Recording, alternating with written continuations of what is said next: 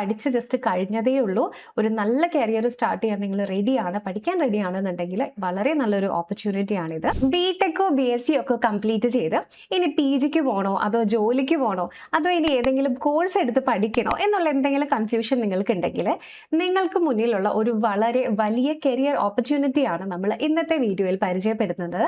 നമ്മൾ പറയാൻ പോകുന്നത് ATC അല്ലെങ്കിൽ എയർ ട്രാഫിക് കൺട്രോളർ എന്ന ഒരു ജോലി പ്രൊഫൈലിനെ പറ്റിയിട്ടാണ്. സോ നമ്മുടെ എയർപോർട്ട് അതോറിറ്റി ഓഫ് ഇന്ത്യയുടെ കീഴിൽ വരുന്ന ATC എക്സാമിലൂടെയാണ് ഈ ഒരു എക്സാമിന്റെ ഈ ഒരു ജോലിയുടെ റിക്രൂട്ട്മെന്റ് നടക്കുന്നത്. ലക്ഷങ്ങൾ സാലറി ലഭിക്കുന്ന ഒരു സെൻട്രൽ ഗവൺമെന്റ് ജോബാണിത്. ഈ ഒരു എക്സാമിന് ഏറ്റവും വലിയ പ്രത്യേകത എന്താണെന്ന് വെച്ചാൽ സിംഗിൾ സ്റ്റേജ് സെലക്ഷൻ ആണ്. അതായത് ഒറ്റ തവണ ഒരു എക്സാം എഴുതി കഴിഞ്ഞാൽ ജസ്റ്റ് ഒരു ഇന്റർവ്യൂയിലൂടെ നിങ്ങൾക്ക് ഈ ജോബിലേക്ക് എത്തിച്ചേരാനായിട്ട് സാധിക്കും. അത് മാത്രമല്ല, ഇതിൽ നിങ്ങൾ എഴുതുന്ന എക്സാമിന് നിങ്ങൾക്കൊരു നെഗറ്റീവ് മാർക്കിംഗ് പോലും ഇല്ല. ഓക്കെ, അപ്പോൾ അധികം ആൾക്കാർക്ക് അറിയാത്ത ഒരു ജോലി പ്രൊഫൈലാണിത്. അപ്പോൾ എന്താണ് ഈ ATC, അല്ലെങ്കിൽ ആരാണ് ATC, ഇതിനുള്ള എക്സാം എന്താണ്, ഈ എക്സാം എഴുതാനുള്ള യോഗ്യതകൾ എന്തൊക്കെയാണ്, അതിനുവേണ്ടി നിങ്ങൾ എന്തൊക്കെ ചെയ്യണം എന്നുള്ള കാര്യങ്ങൾ വളരെ ബ്രീഫായിട്ട് പറയുന്ന ഒരു വീഡിയോ ആണിത്. അപ്പോൾ നമുക്ക് ഇന്നത്തെ നമ്മുടെ വീഡിയോയിലേക്ക് പോകാം.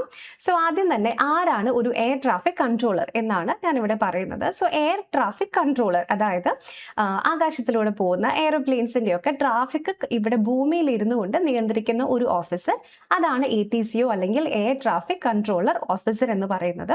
സോ ഇത് സെൻട്രൽ ഗവൺമെന്റിൽ, അതായത് നമ്മുടെ മിനിസ്ട്രി ഓഫ് സിവിൽ ഏവിയേഷന്റെ കീഴിൽ വരുന്ന എയർപോർട്ട് അതോറിറ്റി ഓഫ് ഇന്ത്യയുടെ അണ്ടറിൽ വരുന്ന ഒരു ജോബ് പ്രൊഫൈലാണ്. ഇത് 100% സെൻട്രൽ ഗവൺമെന്റ് ജോബാണ്. അതുകൊണ്ട് തന്നെ സെൻട്രൽ ഗവൺമെന്റ് ജോബ്സിന്റെ എല്ലാ സെക്യൂരിറ്റിയും എല്ലാ ബെനിഫിറ്റ്സും നിങ്ങൾക്ക് ഇവിടെ കിട്ടും. എന്നാൽ ഇത് വളരെ ക്രൂഷ്യൽ ആയിട്ടുള്ള ഒരു ജോലി ആയതുകൊണ്ട് തന്നെ അതിനേക്കാൾ ഉപരി അഡീഷണൽ ആയിട്ടുള്ള അലോവൻസുകളും പെർക്സും നിങ്ങൾക്ക് ഇവിടെ ലഭിക്കുന്നതായിരിക്കും. ഓക്കെ, സോ വളരെ നല്ല കരിയർ ഗ്രോത്ത് ഉള്ള, വളരെ സ്റ്റഡി ആയിട്ടുള്ള, വളരെ സ്ട്രിക്റ്റ് ആയിട്ടുള്ള വർക്ക് ടൈമിങ്സ് ഉള്ള ഒരു ജോലിയാണ്. വർക്ക് പ്രഷർ നിങ്ങൾ ജോലി ചെയ്യുന്ന സമയത്ത് മാത്രമാണ് ഉണ്ടാവുള്ളൂ, അല്ലാതെ നിങ്ങൾക്ക് വീട്ടിലേക്ക് ടെൻസ്ഡ് ആയിക്കൊണ്ട് പോകേണ്ട യാതൊരു സിറ്റുവേഷൻസും വരില്ല. ഓക്കെ, അപ്പോൾ ഇനി ഈ ഒരു ജോലിയുടെ റെസ്പോൺസിബിലിറ്റീസ് എന്തൊക്കെയാണ് നമ്മൾ നോക്കുകയാണെങ്കിൽ, നമ്മൾ എല്ലാ എയർപോർട്ടിലും ഈ ഇമേജിൽ കാണിച്ചിരിക്കുന്ന പോലെ ഒരു ടവർ ചിലപ്പോൾ നിങ്ങൾ കണ്ടിട്ടുണ്ടാവും അല്ലേ. ഇത് ബേസിക്കലി എയർ ട്രാഫിക് കൺട്രോളേഴ്സിൻ്റെ ടവറാണ്. ഇവിടെ ഇരുന്നു കൊണ്ട് ഈ നമ്മുടെ എയർപോർട്ടിലേക്ക് വരുന്ന എയറോപ്ലെയിൻസിൻ്റെയും ടേക്ക് ഓഫ് ചെയ്ത് പോകുന്ന എയറോപ്ലെയിൻസിൻ്റെയും ഒക്കെ വിഷ്വൽസ് ഇവർക്ക് ക്ലിയർ ആയിട്ട് കാണാൻ പറ്റും. അപ്പോൾ ഇത്തരത്തിൽ ഇൻകമിംഗ് ആയിട്ടും ഔട്ട് ഗോയിങ് ആയിട്ടും വരുന്ന എയർപ്ലെയിൻസ് എവിടെ ലാൻഡ് ചെയ്യണം, അതായത് ഏത് റൺവേയിൽ ഏത് സമയത്താണ് ലാൻഡ് ചെയ്യേണ്ടത്, അങ്ങനെ തുടങ്ങിയിട്ടുള്ള ഇൻസ്ട്രക്ഷൻസ് പൈലറ്റ്സിന് കൊടുക്കുന്ന ജോലിയാണ് എയർ ട്രാഫിക് കൺട്രോളറുടേത്. സോ നിങ്ങളിവിടെ ശ്രദ്ധിക്കുക, ജസ്റ്റ് ടേക്ക് ഓഫും ലാൻഡിങ്ങും മാത്രമല്ല, ഒരു പൈലറ്റ് ഒരു എയർപോർട്ടിൽ നിന്നും ടേക്ക് ഓഫ് ചെയ്ത് കഴിഞ്ഞ് നമ്മുടെ ഏരിയ, നമ്മുടെ ബൗണ്ടറി കഴിഞ്ഞ് അടുത്ത ATCയിലേക്ക്, അവരുടെ ഡെസ്റ്റിനേഷനിൽ വരുന്ന ATCയിലേക്ക് ഹാൻഡ് ഓവർ ചെയ്യുന്നതിന് മുൻപുള്ള വരെയുള്ള എൻറ്റയർ കമ്മ്യൂണിക്കേഷൻ നടത്തുന്നത് നമ്മുടെ ATC തന്നെയായിരിക്കും. ഓക്കെ, സോ അപ്പോൾ ഇത്തരത്തിലുള്ള ഒരു കമ്മ്യൂണിക്കേഷൻ സാധ്യമാക്കുന്ന ഓഫീസറാണ് എയർ ട്രാഫിക് കൺട്രോളിംഗ് ഓഫീസർ. പണ്ടത്തെ പോലെയൊന്നുമല്ല, ഇപ്പം ഹൈലി സൊഫിസ്റ്റിക്കേറ്റഡ് ആയിട്ടുള്ള ഒരുപാട് സിസ്റ്റംസ് ഉണ്ട്. സോ ടെക്നോളജി ഒരുപാട് അഡ്വാൻസ്ഡ് ആണ്.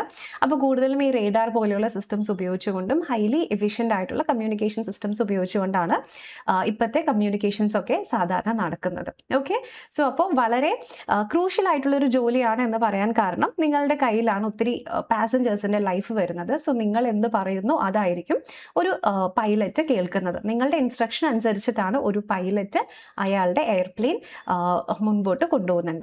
ഓക്കെ, ഇനി അടുത്തത് എന്തുകൊണ്ട് ഈ ഒരു ജോലി നിങ്ങൾ ചൂസ് ചെയ്യണം എന്നുള്ളതാണ്. സോ അതിൽ ഒന്നാമത്തെ കാര്യം ഞാൻ ഓൾറെഡി പറഞ്ഞു, ഇത് ഹൈലി പ്രസ്റ്റീജിയസ് ആയിട്ടുള്ള ഒരു സെൻട്രൽ ഗവൺമെന്റ് ജോബാണ്. നമുക്ക് ഒരിക്കലും ബോറടിക്കാത്ത ഒരു ജോലിയായിരിക്കും ഇത്. കാരണം ഒരു സിംഗിൾ ഡേയും മറ്റൊരു ഡേ പോലെ ആയിരിക്കില്ല. No 2 day will be the same എന്നാണ് ഇവിടെ എക്സ്പീരിയൻസ്ഡ് ആയിട്ടുള്ള ATCs പറഞ്ഞതായിട്ട് നമുക്ക് അറിയാൻ കഴിഞ്ഞിട്ടുള്ളത്. സോ വളരെ സെക്യൂർഡ് ആണ്, വളരെ പ്രസ്റ്റീജിയസ് ആണ്, അറ്റ് ദ സെയിം ടൈം വളരെ എക്സൈറ്റിംഗ് ആയിട്ടുള്ള ഒരു കരിയർ ആയിരിക്കും നിങ്ങൾക്ക് ഇവിടെ കിട്ടുന്നത്. പക്ഷേ നമ്മൾ സാധാരണ ഒരു ജോലിയിൽ ഏറ്റവും കൂടുതൽ നോക്കുക നല്ല സാലറിയും പ്രൊമോഷൻസ് ഒക്കെയാണ് അല്ലേ. സോ നിങ്ങളുടെ സാലറി, അലവൻസുകൾ ഇതെല്ലാം മറ്റേത് സെൻട്രൽ ഗവൺമെൻറ് ജോബിനേക്കാളും കൂടുതലായിരിക്കും. നിങ്ങൾ ജോലിക്ക് കയറി നിങ്ങളുടെ ട്രെയിനിങ് കഴിഞ്ഞ് ഒരു വർഷം കൊണ്ട് തന്നെ 1 lakh above നിങ്ങളുടെ ഇൻ ഹാൻഡ് സാലറി ആയിട്ട് ലഭിക്കും. ആലോചിച്ച് നോക്കിക്കേ, ഡിഗ്രി വെച്ചിട്ട് ഇത്രയും സാലറി ലഭിക്കുന്ന ഒരു ജോലിയാണ്. വളരെ നല്ല ലൈഫ് സ്റ്റൈലും ആയിരിക്കും. കാരണം നിങ്ങളുടെ പോസ്റ്റിംഗ് വരുന്നതൊക്കെ എയർപോർട്ട്സിലായിരിക്കും. സോ ഡെഫിനറ്റ്ലി എയർപോർട്ട്സ് എന്ന് പറയുന്നത് ഒരു സിറ്റിയിലെ ഒത്തിരി പോഷ് ഏരിയാസിലായിരിക്കും സിറ്റുവേറ്റഡ് ആയിട്ട് ഉണ്ടാവുക. സോ ആസ് എ റിസൾട്ട് നിങ്ങളുടെ ലൈഫ് സ്റ്റൈലും വളരെ ഹൈ ആയിരിക്കും. ഓക്കെ, അപ്പോൾ ഈ ജോലിനെ പറ്റി ഞാൻ നിങ്ങൾക്ക് പറഞ്ഞു തന്നു. ഇനി ആർക്കൊക്കെ ഇതിന് അപ്ലൈ ചെയ്യാമെന്ന് നോക്കാം. എഡ്യൂക്കേഷണൽ ക്വാളിഫിക്കേഷൻ ആയിട്ട് ഇതിൽ പറയുന്നത് BSCയോ അല്ലെങ്കിൽ BTechോ മാത്രമാണ്. അപ്പോൾ ഇതിനു മുമ്പ് ഞാൻ പറഞ്ഞ വീഡിയോസിൽ ഒരുപാട് പേര് ഡൗട്ട്സ് ചോദിച്ച് ഞാൻ കേട്ടിട്ടുണ്ട്. സോ ഞാൻ ഒന്ന് ക്ലിയർ ആയിട്ട് പറയാം. അതിനുശേഷം കോമൺ ആയിട്ട് ചോദിക്കുന്ന ഡൗട്ട്സിനുള്ള ആൻസറും കൂടെ പറയാം. ഫസ്റ്റ് ഇവിടെ പറയുന്നത് BSc ഫുൾ ടൈം, അതായത് regular bachelor's degree. So distant degree ഉള്ളവർക്ക് ഇത് പറ്റുമെന്ന് പല കമൻസിലും കണ്ടിട്ടുണ്ട്. ഇല്ല, ഫുൾ ടൈം ആയിട്ടുള്ള റെഗുലർ ഡിഗ്രി ഏതെങ്കിലും യൂണിവേഴ്സിറ്റിയിൽ നിന്നും നിങ്ങളുടെ കയ്യിൽ ഉണ്ടാകണം. എങ്കിലാണ് നിങ്ങൾക്ക് ഇതിന് അപ്ലൈ ചെയ്യാൻ പറ്റുള്ളൂ. ഇനി BSc എന്ന് പറഞ്ഞാൽ നിങ്ങൾക്ക് അറിയാലോ, ബാച്ചിലേഴ്സ് ഡിഗ്രി ഇൻ സയൻസ് ആണ്. So BSc in physics and mathematics എന്ന് വെച്ചാൽ നിങ്ങൾ ഫിസിക്സോ മാത്തമാറ്റിക്സിലോ BSc ഉള്ളവർക്കാണ് ഇത് അപ്ലൈ ചെയ്യാൻ പറ്റുക. അറ്റ് ദ സെയിം ടൈം ഇവിടെ നോക്കുക, ഓർ എന്ന് പറയുന്ന ക്ലോസിൻ്റെ താഴെ തന്നിട്ടുണ്ട്. നിങ്ങൾ BE അല്ലെങ്കിൽ BTech BSc തന്നെ ആദ്യം കംപ്ലീറ്റ് ചെയ്യാം. BScയിൽ നിങ്ങളിപ്പം കെമിസ്ട്രി ആണ് പഠിച്ചതെന്ന് വിചാരിക്കുക. അവിടെ നിങ്ങൾ മാത്സും ഫിസിക്സും ഏതെങ്കിലും ഒരു സെമിസ്റ്ററിൽ സബ്ജക്റ്റ് ആയിട്ട് പഠിച്ചിട്ടുണ്ടെങ്കിൽ നിങ്ങളും അതിന് എലിജിബിൾ ആണ്. അപ്പോൾ പലരുടെയും ഡൗട്ട്സ് ഞാനിവിടെ ജസ്റ്റ് ആൻസർ ചെയ്യാൻ വേണ്ടിയിട്ട് ഒറ്റ ഒരു കണ്ടീഷൻ പറയാണ്. നിങ്ങളുടെ മാർക്ക് ലിസ്റ്റ് എടുത്ത് നോക്കുക. അതിൽ മാത്സ് അല്ലെങ്കിൽ ഫിസിക്സ് എന്ന സബ്ജക്റ്റ് നിങ്ങളുടെ ഡിഗ്രിയിൽ എവിടെയെങ്കിലും എക്സാം എഴുതിയതായിട്ട് വന്ന് നിങ്ങൾക്ക് അതിൻ്റെ മാർക്ക് കാണിക്കാൻ പറ്റുന്നുണ്ട് എന്നുണ്ടെങ്കിൽ നിങ്ങൾ എലിജിബിൾ ആണ്, അല്ലാത്തവർ എലിജിബിൾ അല്ല. ഓക്കെ, അപ്പോൾ ഇതാണ് BSc വെച്ചിട്ടുള്ള ഒന്നാമത്തെ കാര്യം. ഇനി രണ്ടാമത്തത് BSc മാത്രമല്ല, BEയോ അല്ലെങ്കിൽ BTechോ, ബാച്ചിലർ ഓഫ് എഞ്ചിനീയറിംഗോ ബാച്ചിലർ ഓഫ് ടെക്നോളജിയോ കഴിഞ്ഞവർക്കും ഈ എക്സാമിന് അപ്ലൈ ചെയ്യാം. അവിടെ വരുന്ന ഒരു ഡൗട്ടാണ് ലാറ്ററൽ എൻട്രി കഴിഞ്ഞവർക്ക് അപ്ലൈ ചെയ്യാൻ പറ്റുമെന്ന്. ലാറ്ററൽ എൻട്രി നിങ്ങൾ എവിടെ നിന്നാണ് ചെയ്തത് എന്ന് എനിക്കറിയില്ല. സോ നിങ്ങളുടെ ഡിഗ്രി സർട്ടിഫിക്കറ്റ്, അതായത് BTech ഓർ BE സർട്ടിഫിക്കറ്റിൽ മാത്സും ഫിസിക്സും സബ്ജക്റ്റ് ആയിട്ടുണ്ടെങ്കിൽ നിങ്ങൾ എലിജിബിൾ ആണ്, ഇല്ലെങ്കിൽ നിങ്ങൾ എലിജിബിൾ അല്ല. ഓക്കെ, ഇനി അതിൽ വരുന്ന മറ്റൊരു ഡൗട്ടാണ് BTechൻ്റെ ഈ സ്ട്രീം പഠിച്ചാൽ പറ്റുമോ, ആ സ്ട്രീം പഠിച്ചാൽ പറ്റുമോ എന്നൊക്കെ. BTech അല്ലെങ്കിൽ BE നിങ്ങൾ ഏത് സ്ട്രീം ആണെങ്കിൽ, ഈവൻ നിങ്ങൾ ബയോടെക്നോളജിയോ അല്ലെങ്കിൽ ബയോമെഡിക്കൽ ഇൻസ്ട്രുമെൻറ്റേഷനോ ആണ് പഠിച്ചതെങ്കിൽ പോലും നിങ്ങൾ പേടിക്കേണ്ട. ബിക്കോസ് ഫസ്റ്റ് ഇയർ ഓഫ് എഞ്ചിനീയറിംഗിൽ നമ്മളെല്ലാവരും എഞ്ചിനീയറിംഗ് മാത്തമാറ്റിക്സും എഞ്ചിനീയറിംഗ് ഫിസിക്സും പഠിക്കുന്നുണ്ട് അല്ലേ. സോ നിങ്ങളെല്ലാവരും ഇതിന് എലിജിബിൾ ആണ്. സോ ഇതാണ് നമ്മുടെ എഡ്യൂക്കേഷണൽ ക്വാളിഫിക്കേഷൻ. ഈ എക്സാമിന് നോട്ടിഫിക്കേഷൻ എല്ലാ വർഷവും വരാറുണ്ട്. സോ കഴിഞ്ഞ വർഷം വരെ വന്ന സമയത്ത് 2025 വരെ വന്ന സമയത്ത് പറഞ്ഞിട്ടുണ്ടായിരുന്നത് എക്സാമിൻ്റെ ഫൈനൽ ഇയറിൽ ഉള്ളവർക്കും ഈ എക്സാമിന് അപ്ലൈ ചെയ്യാവുന്നതാണ്. ഡിഗ്രിയുടെ ഫൈനൽ ഇയർ സ്റ്റുഡൻസിനും അപ്ലൈ ചെയ്യാം. പക്ഷേ നമ്മുടെ എക്സാം കഴിഞ്ഞ് നമുക്ക് റിസൾട്ടൊക്കെ വന്നു കഴിഞ്ഞിട്ട് വന്നു കഴിയുമ്പോൾ പാസ്സായവരുടെ ഒരു ഡോക്യുമെന്റ് വെരിഫിക്കേഷൻ പ്രൊസീജിയർ ഉണ്ട്. എന്ന് വെച്ചാൽ നമ്മൾ സബ്മിറ്റ് ചെയ്യുന്ന ഡോക്യുമെന്റ്സ് കറക്റ്റ് ആണോ നോക്കുന്ന പ്രൊസീജിയറാണ്. സോ ആ സമയത്ത് നിങ്ങൾക്ക് വാലിഡ് ആയിട്ടുള്ള ഡിഗ്രി സർട്ടിഫിക്കറ്റ് അപ്പോഴേക്കും കാണിക്കാൻ റെഡി ആയാൽ മതി. Otherwise you are good to go. Okay, so അപ്പോൾ ഇവിടെ നോക്കുക, ഫൈനൽ ഇയർ സ്റ്റുഡൻസിനും ലാസ്റ്റ് ഇയർ വരെ അപ്ലൈ ചെയ്യാമായിരുന്നു. ഈ വർഷത്തെ നോട്ടിഫിക്കേഷൻ ഉടൻ വരേണ്ടതാണ്. അപ്പോഴാണ് ഈ വർഷം ഫൈനൽ ഇയർ സ്റ്റുഡൻസിന് അപ്ലൈ ചെയ്യാൻ പറ്റുമോ നമുക്ക് അറിയുള്ളൂ. പക്ഷേ ഇതിനു മുമ്പ് വരെ ഫൈനൽ ഇയർ സ്റ്റുഡൻസിനും അപ്ലൈ ചെയ്യാൻ പറ്റുമായിരുന്നു. ഇനി അത് കൂടാതെ വരുന്ന ഒരു അഡീഷണൽ റിക്വയർമെൻ്റ് ആയിട്ട് വരുന്നത് ഇംഗ്ലീഷ് ആണ്. സോ അപ്പോൾ ഇങ്ങനെ ഇംഗ്ലീഷ് എന്ന് കേൾക്കുമ്പോൾ നമ്മൾ ഇംഗ്ലീഷിന് ഭയങ്കര മാർക്ക് വേണം അങ്ങനെ ഉണ്ടാവും. പക്ഷെ അങ്ങനെയല്ല, നിങ്ങൾ 10th-ലോ 12th-ലോ ഇംഗ്ലീഷ് പഠിച്ച് പാസ്സായിട്ടുണ്ടാവണം എന്ന് മാത്രമാണ് പറയുന്നുള്ളൂ. വിച്ച് മീൻസ് നമുക്കറിയാം കേരളത്തിൽ പഠിച്ച എല്ലാവരും 10th-ലും 12th-ലും ഇംഗ്ലീഷ് സബ്ജക്റ്റ് ആയിട്ട് വരുന്നുണ്ട്. സോ നിങ്ങളത് പഠിച്ച് പാസ്സായിട്ടുണ്ടാകും. എങ്കിലാണല്ലോ നിങ്ങൾക്ക് ഡിഗ്രിയിലേക്ക് പോകാൻ പറ്റുള്ളൂ അല്ലേ. സോ ആസ് എ റിസൾട്ട് ഇതിനെപ്പറ്റി നിങ്ങൾ വറീഡ് ആവേണ്ട കാര്യമില്ല. ഈ ഒരു കാര്യം മാത്രം നിങ്ങൾ ശ്രദ്ധിച്ചാൽ മതി. ഓക്കെ, അപ്പോൾ ഇത് മാത്രമാണ് നിങ്ങളിവിടെ നോക്കി എക്സ്ട്രാ ആയിട്ട് നോക്കേണ്ട കാര്യമുള്ളൂ. ഇനി നമ്മൾ ഏജ് ലിമിറ്റ് നോക്കുകയാണെങ്കിൽ നോർമലി 27 വയസ്സ് വരെ പ്രായമുള്ളവർക്കാണ് ഈ എക്സാമിന് അപ്ലൈ ചെയ്യാനായിട്ട് സാധിക്കുക. ഇത് ജനറൽ കാറ്റഗറിയുടെ ഏജ് ലിമിറ്റ് ആണ്. സോ നിങ്ങളൊരു OBC കാൻഡിഡേറ്റ് ആണെങ്കിൽ നിങ്ങൾക്ക് അവിടെ +3 ഇയേഴ്സിൻ്റെ റിലാക്സേഷൻ കിട്ടും. ഇനി നിങ്ങളൊരു SC/ST കാൻഡിഡേറ്റ് ആണെങ്കിൽ +5 ഇയേഴ്സിൻ്റെ റിലാക്സേഷൻ കിട്ടും. Persons with disability, benchmark disability ഉള്ള ആളാണെന്നുണ്ടെങ്കിൽ നിങ്ങൾക്ക് അവിടെ 10 ഇയേഴ്സിൻ്റെ ഏജ് റിലാക്സേഷൻ കിട്ടും. ഓക്കെ, സോ അപ്പോൾ ഇത് നിങ്ങൾ ഇരുന്നു കൊണ്ട് ചെയ്യേണ്ട ഒരു ജോലിയാണ്. അപ്പോൾ നിങ്ങളുടെ ഡിസബിലിറ്റിയിലെ ഫങ്ഷനാലിറ്റി നിങ്ങളെ അങ്ങനെ അഫക്റ്റ് ചെയ്യുന്നില്ല. അതായത് ഇരുന്ന് ജോലി ചെയ്യാൻ നിങ്ങൾ ഓക്കെ ആണെന്നുണ്ട്, അതായത് ഫിസിക്കലി ഫിറ്റ് ആണെങ്കിൽ നിങ്ങൾക്ക് ഈ ജോലിക്ക് അപ്ലൈ ചെയ്യാൻ പറ്റും. ബ്ലൈൻഡ് ആയിട്ടുള്ളവർക്ക് അപ്ലൈ ചെയ്യാൻ പറ്റില്ല. കളർ ബ്ലൈൻഡ്നെസ് ഉള്ളവർക്കും അപ്ലൈ ചെയ്യാൻ പറ്റില്ല. പിന്നെ ഒരു ക്വസ്റ്റ്യൻ, സ്പെക്സ് ഉള്ളവർക്ക് അപ്ലൈ ചെയ്യാൻ പറ്റുമെന്നാണ്. സ്പെക്സ് ഉള്ളവർക്ക് ഒരു പ്രശ്നമില്ല, പക്ഷേ സ്പെക്സ് ഷുഡ് ബി കറക്റ്റഡ്, നിങ്ങളുടെ vision should be corrected by using specs. അതായത് സ്പെക്സ് വെച്ച് കഴിഞ്ഞാൽ നിങ്ങൾക്ക് ക്ലിയർ ആയിട്ട് കാണണം.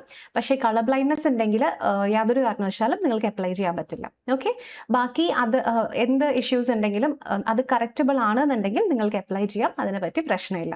പിന്നെ മിനിമം ഹൈറ്റ്, മിനിമം വെയിറ്റ്, അങ്ങനെ യാതൊരു റിക്വയർമെൻറ്റ്സും ഇല്ല. നിങ്ങൾ ഫിസിക്കലി ഫിറ്റ് ആയിരിക്കണം എന്ന് മാത്രമേ ഉള്ളൂ. അതായത് ഇതിൻ്റെ സമയത്ത് ജസ്റ്റ് ഒരു മെഡിക്കൽ ഫിറ്റ്നസ് ചെക്ക് നോക്കും. അവിടെ നിങ്ങൾ ഡ്രഗ് എന്തെങ്കിലും യൂസ് ചെയ്തിട്ടുണ്ടെന്നുണ്ടെങ്കിൽ അപ്പം തന്നെ ഡിസ്ക്വാളിഫൈ ആകും. അല്ല, 2 ചാൻസസ് ഉണ്ട്, അത് വെച്ചിട്ട് ഡിസ്ക്വാളിഫൈ ആകും. ഇനി നിങ്ങൾക്ക് അല്ലാതെ മേജർ ഇൽനെസ്സസ് ഒന്നുമില്ല എന്നത് കൂടി അവർ നോക്കും. അതിനുശേഷം ഇത്ര ഹൈറ്റ്, ഇത്ര വെയിറ്റ്, ഇത്ര ചെസ്റ്റ് എക്സ്പാൻഷൻ, അങ്ങനെ ഇത് ആർമിയിലേക്കുള്ള റിക്രൂട്ട്മെന്റ് പോലെ ഒന്നുമല്ല.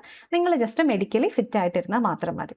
ഓക്കെ, സോ അപ്പോൾ ഞാൻ നേരത്തെ പറഞ്ഞല്ലോ, 1 lakh rupees വരെ നിങ്ങളുടെ ഇൻഹാൻഡ് സാലറി 1 വർഷം കഴിയുമ്പോഴേക്കും കിട്ടും. അപ്പോൾ നിങ്ങളുടെ ബേസിക് പേ തന്നെ വരുന്നത് 40,000 rupees ആണ്. അതിൻ്റെ കൂടെ ഡിയർനെസ് അലവൻസ് ഉണ്ട്, ഹൗസ് റെന്റ് അലവൻസ് ഉണ്ട്. നിങ്ങൾക്ക് ട്രെയിനിങ് കഴിഞ്ഞിട്ട് പോസ്റ്റിംഗ് വന്നു കഴിയുമ്പോൾ റിസ്ക് അലവൻസ് എന്ന് പറഞ്ഞിട്ട് ഒരു എക്സ്ട്രാ അലവൻസ് കിട്ടും. പിന്നെ ഇതൊരു സ്പെഷ്യൽ PSUവിൻ്റെ കീഴിൽ വരുന്നതായത് കാരണം PSU സ്പെഷ്യൽ അലവൻസ് എന്ന് പറഞ്ഞാൽ വേറൊരു അലവൻസ് കിട്ടും. എല്ലാ മാസവും 5,000 rupees മെഡിക്കൽ അലവൻസ് ആയിട്ട് കിട്ടും. സോ 3 months കൂടുമ്പോൾ 15,000 rupees ആയിട്ടാണ് വരുന്നത്. അങ്ങനെ ഒരുപാട് നല്ല ലെവലിലുള്ള സാലറി നിങ്ങൾക്ക് ഇവിടെ ലഭിക്കുന്നതാണ്. ഓക്കെ, സോ അതുകൂടാതെ അഡീഷണൽ ആയിട്ടുള്ള ബെനിഫിറ്റ്സ് വരുന്നുണ്ട്. അതായത് ലീവ് ട്രാവൽ കൺസെഷൻ പോലെയുള്ള എക്സ്ട്രാ ബെനിഫിറ്റ്സ്. പിന്നെ നിങ്ങൾക്ക് സെൻട്രൽ ഗവൺമെൻറ് ജോബ് ആയതുകൊണ്ട് തന്നെ പെയ്ഡ് ലീവുകൾ കിട്ടും. പിന്നെ നിങ്ങൾ ഏതെങ്കിലും ട്രെയിനിങ്ങിൻ്റെ ഭാഗമായിട്ടൊക്കെ ട്രാവൽ ചെയ്യുന്നുണ്ടെങ്കിൽ അതിൻ്റെ കംപ്ലീറ്റ് ചെലവും AAI ആയിരിക്കും നോക്കുന്നുണ്ടാവുക. ഓക്കെ, അപ്പോൾ ഈ എക്സാമിന് ഞാൻ നേരത്തെ പറഞ്ഞതുപോലെ ഒറ്റ സെലക്ഷനേ ഉള്ളൂ. അത് കമ്പ്യൂട്ടർ ബേസ്ഡ് ടെസ്റ്റ് എന്ന് പറയുന്ന ഒരു എക്സാമിലൂടെയാണ്. നിങ്ങൾ ഇത് ക്ലിയർ ചെയ്ത് കഴിഞ്ഞാൽ നിങ്ങൾക്കൊരു വോയിസ് ടെസ്റ്റ് ഉണ്ടാകും. അവിടെ ജസ്റ്റ് നിങ്ങൾക്ക് ഒരു പാരഗ്രാഫ് തന്നിട്ട് ഉറക്കെ വായിക്കാൻ പറയും, ദാറ്റ്സ് ഓൾ. അതിനുശേഷം നിങ്ങൾക്ക് ഉറക്കെ കോൺഫിഡൻസോടുകൂടെ ഇങ്ങനെ സ്റ്റാമ്പറിങ് ഇല്ലാതെ, വിക്കില്ലാതെ വായിക്കാൻ പറ്റുന്നുണ്ടോ അത് മാത്രമാണ് നോക്കുകയുള്ളൂ. ഡോക്യുമെന്റ് വെരിഫിക്കേഷനും പിന്നെ മെഡിക്കൽ എക്സാമിനേഷനും, അത് മെഡിക്കൽ സ്റ്റാൻഡേർഡ്സ് ഉണ്ടോ എന്ന് നോക്കാനല്ല, നിങ്ങൾ ഫിറ്റ് ആണോ എന്ന് അറിയാൻ വേണ്ടി മാത്രമാണ്. അതിനുശേഷം നിങ്ങളുടെ ഫൈനൽ മെറിറ്റ് ലിസ്റ്റിൽ പേര് വരികയും ചെയ്യും. ഓക്കെ, അപ്പോൾ ഇവിടെ ഈ എക്സാമിനേഷനിൽ നമുക്ക് 2 പാർട്സ് ആണുള്ളത്. അതിൽ ഫസ്റ്റ് പാർട്ട് ജനറൽ പേപ്പറാണ്. അതായത് അവിടെ റീസണിങ്ങും ജനറൽ ആപ്റ്റിറ്റ്യൂഡും ഇംഗ്ലീഷും വരുന്നുണ്ടാകും. പിന്നെ ക്വാണ്ടിറ്റേറ്റീവ് ആപ്റ്റിറ്റ്യൂഡും ആണ് വന്നിട്ടുള്ളത്. ഇനി അത് കൂടാതെ നമുക്ക് ജനറൽ അവയർനെസ്സും വരുന്നുണ്ട്. നെക്സ്റ്റ് പാർട്ടിൽ ഇവിടെ ഫിസിക്സ് ആൻഡ് മാത്സ് വരുന്നുണ്ട്. സോ ഇത് നമ്മുടെ +1 and +2 ലെവലിൽ വരുന്ന ഫിസിക്സ് ആൻഡ് മാത്സിൽ നിന്നുള്ള ക്വസ്റ്റ്യൻസ് ആണ് വരും. ഓക്കെ, അപ്പോൾ ഇതിനെപ്പറ്റിയൊക്കെ നിങ്ങൾക്ക് കൂടുതൽ അറിയണം എന്നുണ്ടെങ്കിൽ ഇതിൻ്റെ വീഡിയോസൊക്കെ നമ്മുടെ ചാനലിലുണ്ട്. ഇനി അതെല്ലാം സ്പെസിഫിക് ആയിട്ട് എന്തെങ്കിലും അറിയണമെന്നുണ്ടെങ്കിൽ ജസ്റ്റ് വീഡിയോയുടെ താഴെ കോമെൻ്റ് ആയിട്ട് പോസ്റ്റ് ചെയ്താൽ മതി. അപ്പോൾ നിങ്ങൾക്ക് ഇപ്പോൾ പഠിച്ച് ജസ്റ്റ് കഴിഞ്ഞതേ ഉള്ളൂ, ഒരു നല്ല കരിയർ സ്റ്റാർട്ട് ചെയ്യാൻ നിങ്ങൾ റെഡിയാണ്, പഠിക്കാൻ റെഡിയാണെന്നുണ്ടെങ്കിൽ വളരെ നല്ലൊരു ഓപ്പർച്യൂണിറ്റിയാണിത്. അപ്പോൾ ഇതിനെപ്പറ്റി നിങ്ങൾക്ക് കൂടുതൽ അറിയണം എന്നുണ്ടെങ്കിൽ സ്ക്രീനിൽ കാണുന്ന ഈ നമ്പറിൽ നിങ്ങൾക്ക് നമ്മളെ കോൺടാക്ട് ചെയ്യാം. അപ്പോൾ ഇനി അടുത്ത വീഡിയോയിൽ ഇതുപോലെ മറ്റൊരു ടോപ്പിക്കുമായിട്ട് നമുക്ക് വീണ്ടും കാണാം. Thank you so much for watching.